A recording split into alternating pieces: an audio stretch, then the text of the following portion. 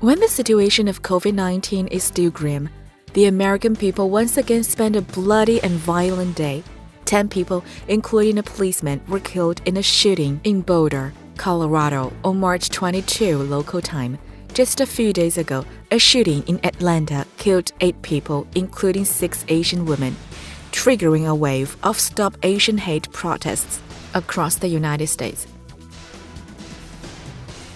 In 2020, the number of major shootings in the United States hit a record high with a year-on-year increase of 47%. At the same time, the number of guns sold in the United States also hit a record high, and the Americans' concerns about public security intensified.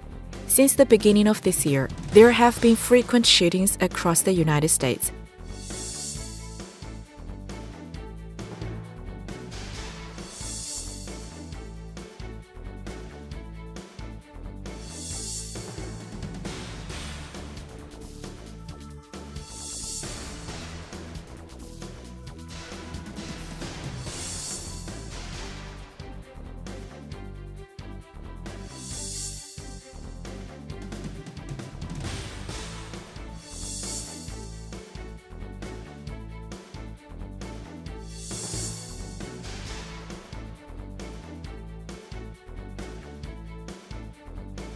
In 2020, domestic gun violence, accidental shootings, gun violence, and gun suicide in metropolitan areas in the United States increased, resulting in more than 43,000 gun-related deaths.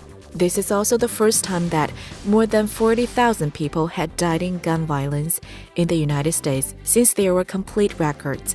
Under the situation of bipartisan fight and social tearing apart, violence, a historical disease, is still an unsolved problem. On March 20 and 21, protests against racial discrimination were held in Atlanta, New York, Boston, Chicago, San Francisco, Los Angeles, and other cities.